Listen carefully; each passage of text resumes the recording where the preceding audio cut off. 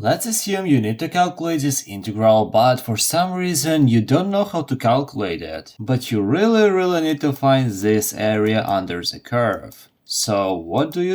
You can use a lot of methods to do this, but today I'm going to show you the best method to use for these polynomials. This is called the Simpson method, not a Homer Simpson, but another Simpson, a really great mathematics. The method is actually really interesting and I don't even get how it works, but it works, so we'll just roll with this. To start, you need to think about the precision. How precisely do you need to calculate it? If you pick n equals 1, it will not be precise at all. So let's, for simplicity reasons, pick 3.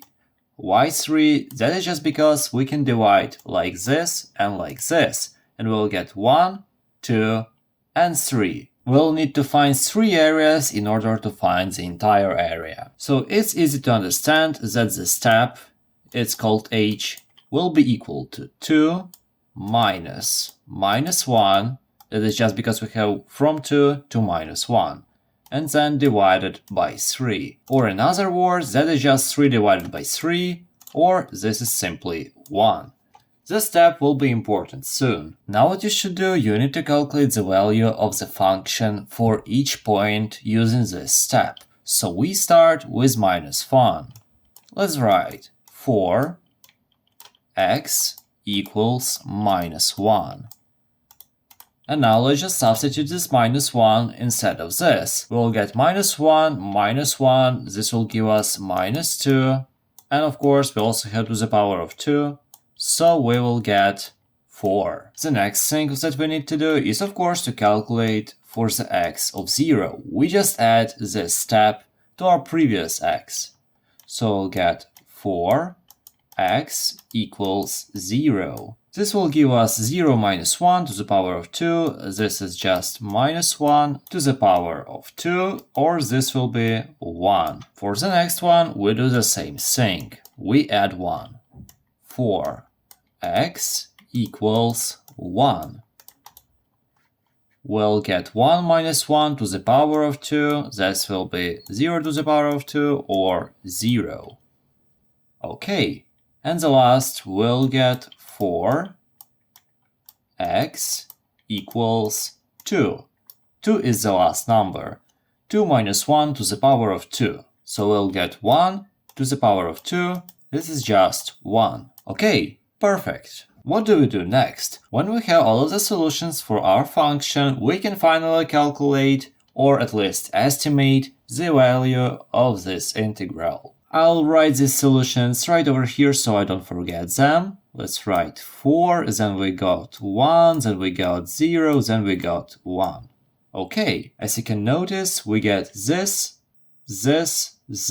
and this point. Wait, if you like the explanation so far, please consider subscribing. Thank you. Now I'm going to erase all of this because we'll need some space.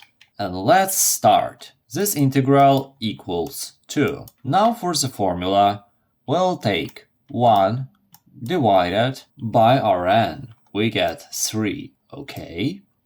Then times, let's open the brackets, and here we'll do a really interesting thing. We'll take all of the numbers and we'll work in this really interesting order. For our first number and for our last number, we'll not multiply them at all. For our even numbers, we'll multiply them by 4. And for our odd numbers, we'll multiply them by 2. Sounds interesting, right? So let's try to do it. So we get 4 times nothing, that is the first number. Then 1, that is the second number, it is odd, it is even, so we multiply it by 4. So we get, okay, we just get 4. So we get 1 times 4. This 0 is an odd number, look, odd, even, so we just add 2 times 0, and then we add 1. We don't multiply 1 with anything because this is the last number. Let's close our brackets, and finally we can calculate everything. So this equals 1 divided by 3, and here we get 4 plus 1. So that is just 9. We get times 9, and if you quickly calculate this is just 9 divided by 3, or the value is simply 3, and 3 is our final solution. Now, if you calculate the integral normally, you will also get 3. So, as I said, this method is really nice for these kinds of functions, these polynomial functions. I'll paste the proof right over here. So to recap, you need to calculate each value for each point that you divide into some sort of parts. You'll get n plus 1 points. We got 4 because we had n of 3. And we calculate every point for every x, and we increase this x by our step. This step is calculated like 2 minus 1.